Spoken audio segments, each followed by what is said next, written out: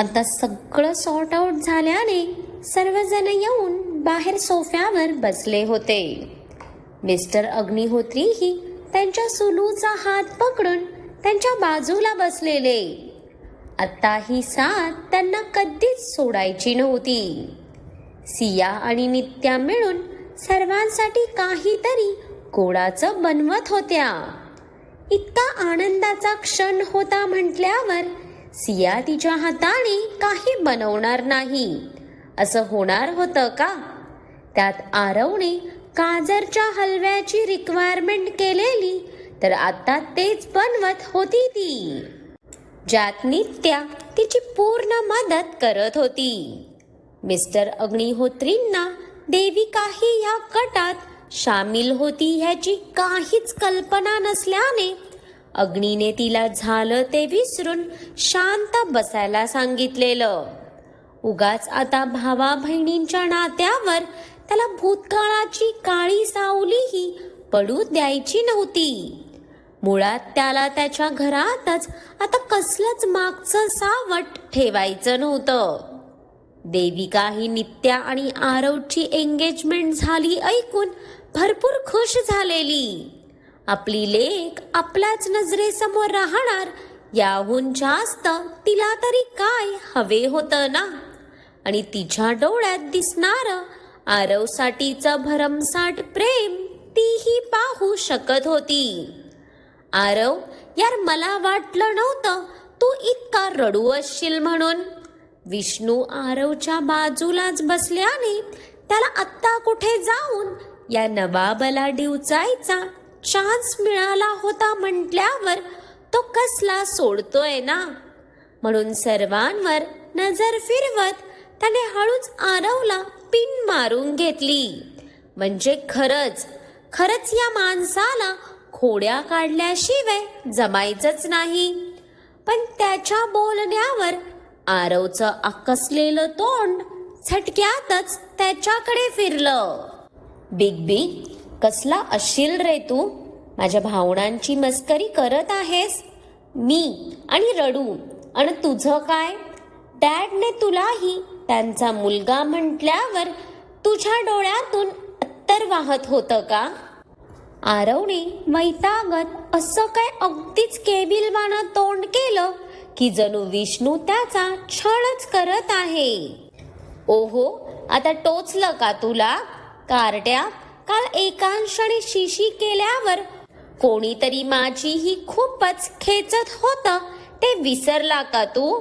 त्याच्या त्या नाटकी फेसला पूर्ण इग्नोर करत विष्णूने त्याच्यावर डोळे वटारले. म्हणजे हा आगाऊ तर त्याच्या वरचा नाटकी होता. बाकी मोठे त्यांच्यात बोलत बसलेले. मिस्टर अग्निहोत्रींना तर कोणाचं ऐकू आणि कोणाचं नाही असं झालेलं. इतक्या वर्षांच्या गप्पा एका दिवसात कशा होणार होत्या ना. तरी ते प्रत्येकाचं शांतपणे ऐकत होते. अग्नीसारखेच शांत आणि संयमी होते ते. हा तेवढे रागीट नव्हते ती वेगळी गोष्ट. पण सर्वांची अनलिमिटेड बडबड चालू असली तरी अग्नी मात्र सर्वांना इग्नोर करत त्याच्या फोनमध्ये मेल चेक करत बसला होता. त्याच्या बाजूलाच ती 2 टाळकी भिनभिनत बसली होती. पण कोण ह्या 2 वेड्यांच्या नादी लागणार ना. बिग बी, यार ती सिच्युएशन होतीच तशी यार.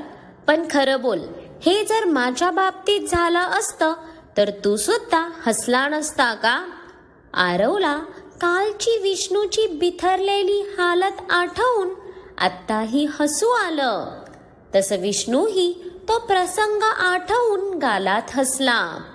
ज्युनियर, तुला पिल्ल झाल्यावर बघू ना तू काय करतो ते. विष्णूने ओठ तिरपे करत एक नजर अग्नियाकडे पाहिलं तर तोही गालात हसताना दिसला त्याला. म्हणजे बोलत नसला तरी ह्या दोघांचं बोलणं तो एन्जॉय मात्र करत होता. बिग बी, मला बेबी झाल्यावर मी माझ्या बेबी सकट वहिनीच्या रूममध्ये शिफ्ट होणार. म्हणजे वहिनी बेबी आणि मला दोघांनाही व्यवस्थित सांभाळेल, मग तर काही टेन्शनच नाही. आरवने अगदी सहज बोलत खांदे उडवले. जणू काय त्याच्या डोक्यात खरंच हा विचार चालू होता. पण त्याच्या या विचारांवर इथे अग्नीचं तोंड आकसलं ना. जर हा त्यांच्या रूममध्ये शिफ्ट झाला तर त्याच्या प्रिन्सेसचं प्रेम तर त्याच्या वाट्याला येण्यापासूनच राहिलं. आई, देवाने उशिरा का असेना पण मला सगळं दिलं बघ. पण ह्यात माझ्या मुलांचं बालपण आणि अल्लडपण बघायचं राहूनच गेलं ग. माझी मुलं आज अगदी त्यांच्या पायावर उभी आहेत, पण त्यांच्या गरजेच्या टाईमला त्यांचा हा बाप कुठेच नव्हता. याचं आयुष्यभराचं दुःख राहील मला. मिस्टर अग्निहोत्रींनी बोलता बोलताच भावूक होत त्यांच्या मुलांकडे बघितलं, जे त्यांच्या विश्वात हरवलेले. तसं त्यांना अजूनच दाटून आलं. अहो, असा का विचार करताय? जे झालं ते होऊन गेलं. आता त्याच गोष्टीत कुडत बसण्यात काहीच अर्थ नाही. पण आता इथून पुढे तुमची मुलं आणि कुटुंब नेहमीच तुमच्या सोबत असणार. आपण आता नव्याने सुंदर आठवणी बनवू. सुवर्णानेही तिच्या डोळ्यातलं पाणी पुसत त्यांच्या हातावर दुसरा हात ठेवत त्यांना धीर दिला. तसं त्यांनीही नजरेनेच सहमती दर्शवली. इतक्या वर्षातही त्यांचा एकमेकांप्रतीचा विश्वास किंचितही कमी झाला नव्हता.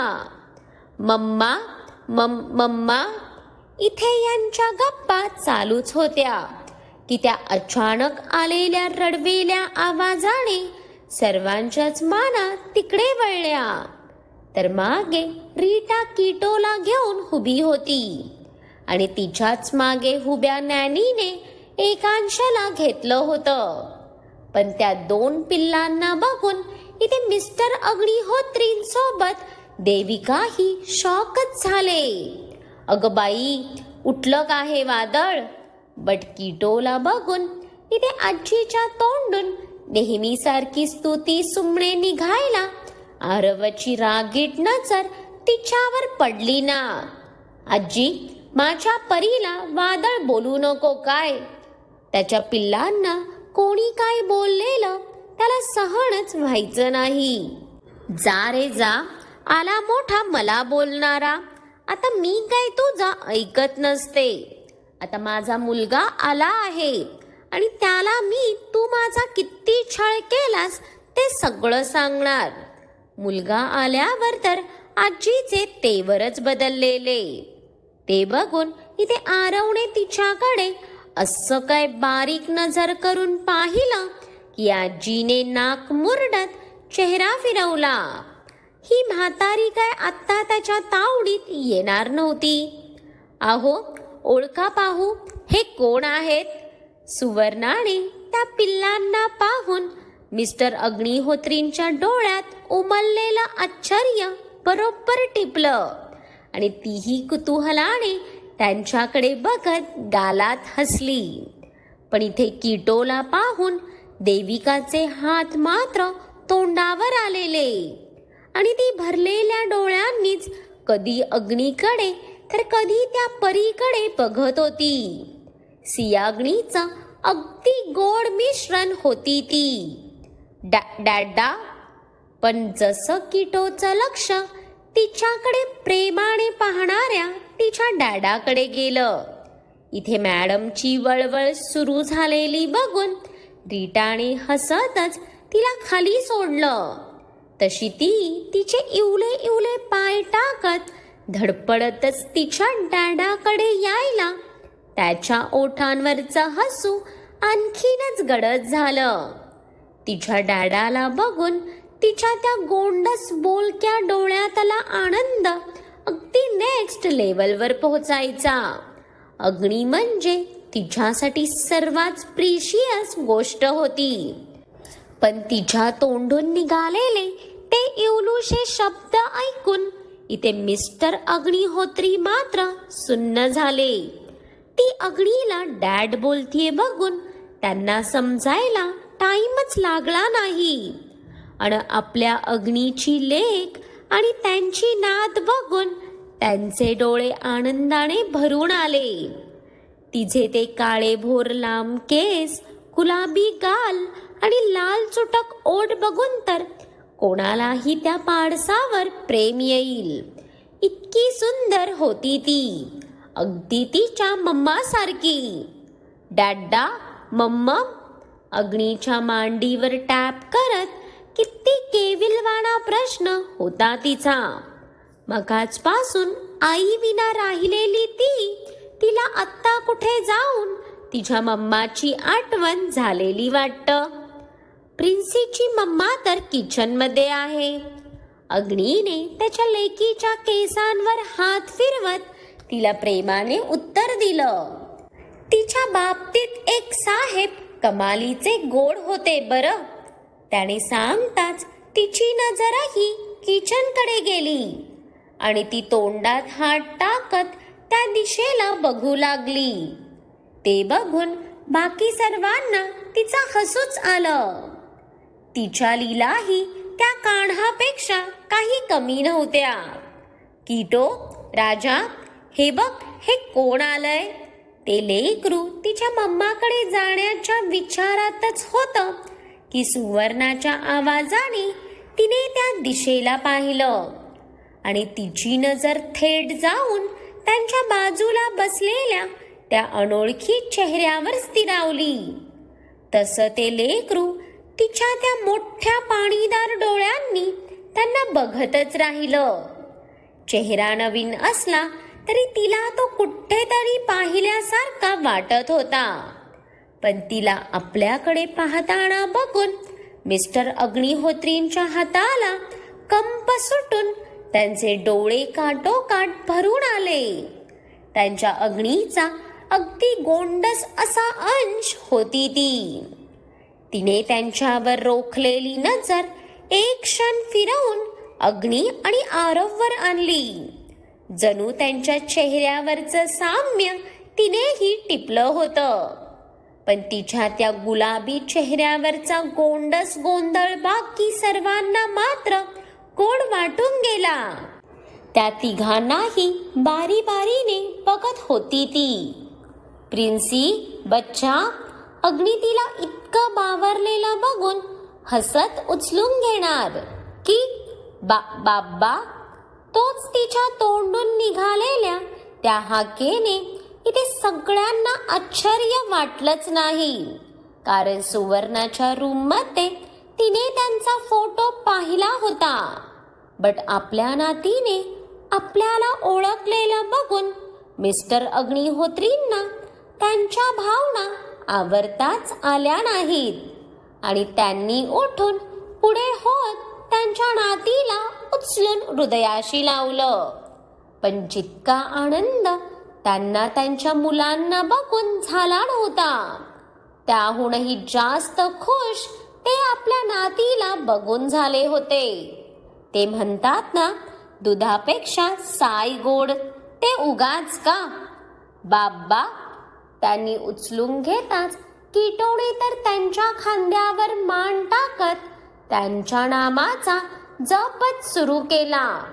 या बाबतीत ती तिच्या आजी आणि काकावर गेलेली. पक्क्या अटेन्शन सीकर होत्या मॅडम. समोरच्याला गोडी गुलाबीत बाटलीत कसं उतरवायचं ही कला तिला बखूबी जमत होती. माझी बाहुली, सुलू, आई, माझ्या मुलांचं नाही मिळालं तरी त्यांच्या मुलांचं बालपण तर मी भरभरून जगणार. मिस्टर अग्निहोत्रींनी आपल्या नातीच्या कपाळावर एका बाजूने ओठ टेकवले.